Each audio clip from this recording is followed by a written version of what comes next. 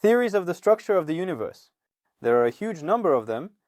Their range extends from outright fantasy to quite rational scientific interpretations of reality. And today we will try to analyze one of the very popular theories from a physical perspective, which is called the simulation theory. As before, I am called Yuri, Trifonov, and today we are analyzing the simulation theory, which is, in general, very interesting and seems to answer many questions. Make sure to subscribe to the channel if you haven't done so already. Be sure to check the links below the video. So, let's get down to business. The simulation theory tells us that everything we see is a program in one form or another. Pretty good. The simulation theory was described in the famous Matrix, and in general, if we analyze how video games are created, how programming works, how computers work, in general, there's nothing complicated here. And then there's nothing complicated in the physics of processes either. And if we try to find where simulation theory intersects with real physics, we can certainly find it. The question of whether we can confirm it or not is already a separate matter, which we will leave for the very end of the discussion. And in general, how does the simplicity of the simulation theory make life easier? Yes, the fact that anything we can't explain, we can explain through simulation. Any coincidence that happens by chance, we can explain by simulation. Any paradox that occurred, we can also explain through simulation. This is a strong argument, it simplifies, but whether to make them adequate in reality or not, we unfortunately cannot say yet. So, let's break down, say, 5 main examples that can be identified as intersections between physical theory and simulation theories. So, probably the most interesting thing here is still matter. If you try to analyze how an atom is structured, you'll start dividing it and you'll find electrons, protons, and neutrons, and a lot more. And in the end, you'll run into the fact that, oh, ouch. But there is nowhere else to divide it. That means what it is. And there, from the point of view of modern physics in general, well, a physicist describes this more as, according to classical perception, the Rutherford model is made, which, according to the improved Schrödinger model, each internal particle comes to this, but here is where, in fact, is that point of support on which it is worth leaning when we are looking for an answer to the question of what matter is, and it still doesn't exist. There are many hypotheses, ideas, whatever. But the most interesting thing here is that when we break the atom down into particles, when we search for the smallest particle, sooner or later we should arrive at some kind of this unit, the fundamental matter from which everything is built. But for now there are 2 options. Or we can keep breaking it down further, or we can acknowledge that the fundamental particle is information. In general, the term information in physics is also up in the air. I've written a lot of articles on this topic. I tried to analyze what information is and what gets lost even in a black hole, and I didn't really find any adequate physical answers to the question of information. From what I've been able to deduce, it turns out that the physical information that's constantly mentioned is actually programming code.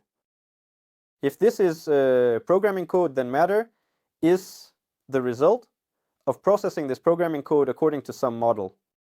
This means that there was some kind of matrix. Right now, we're not talking about a movie. We're talking about the mathematics in which there existed some equation describing a certain type of matter. Energy was pumped into this matter. Roughly speaking, we again speak so simply that everyone understands and is not bored. And this energy forced the matrix to become matter. What does this mean? And even if I ask, it doesn't remind me of anything. Well, if you've ever worked in the programming field, if you've ever worked in computer game development, you understand perfectly well that, in general, this is filling an object with points. In fact, the structure of matter in terms of information and physics is a repetition of what we do on the screen when we draw, for example, Mario. If you analyze the structure of matter, you'll realize that matter is actually made up of almost empty space. Even if we set aside the fact that we don't understand what matter is, we can look at the structure of any material. It's easiest to do this with metals because they have a crystalline lattice, and there are nodes in the crystalline lattice. And so between the particles there is something, in essence it turns out that there is emptiness there. And even if we assume that there is some quantum foam there, some quantum fields, yes, whatever, then one way or another there is emptiness there. A simple human eye should perceive this as emptiness. But we see matter, the surrounding objects, metals, those very ones from the crystalline lattice, as some kind of material body. Why? Because there is a certain specificity in how light interacts with objects. But here we can dive deeper into the physics of reflection, the physics of light perception, and so on. But what's interesting here is that, so basically, the program code made us see matter as it is. The next point I want to mention here is the paradoxes in physics. It turns out that physics cannot answer the question of why this happens. Basically, what is a paradox? A paradox is a phenomenon that doesn't fit into the standard model. But a paradox can also be the opposite thing. It could be a glitch. The matrice is that very déjà vu. The next point is spacetime.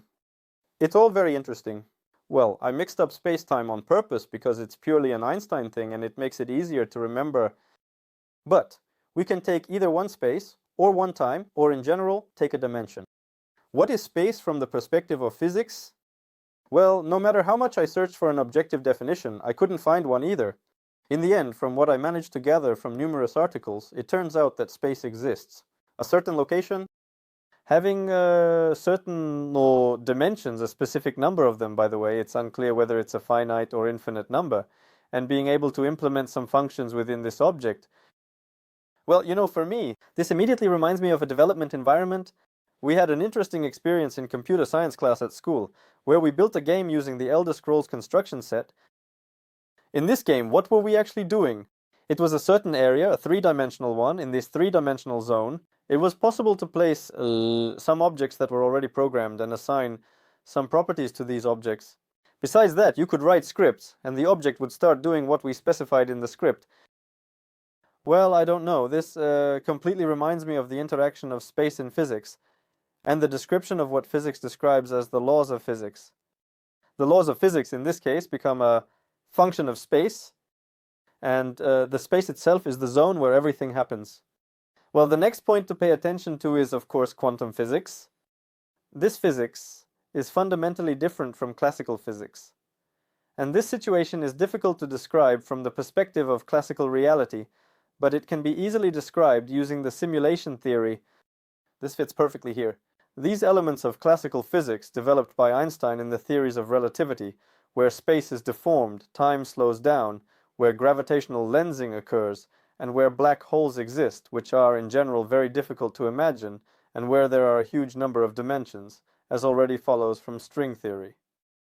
Very often under such reasoning in the comments, people write, well, take a hammer, hit your finger, and boom, now you have a real world. How can this happen in virtual reality if it hurts you? Gentlemen, what prevents us from programming all these functions? Nothing prevents us from programming a hammer, its strength, hardness, other parameters, and even programming pain. In fact, even the current state of computer systems allows us to create a world that will fully interact with human consciousness.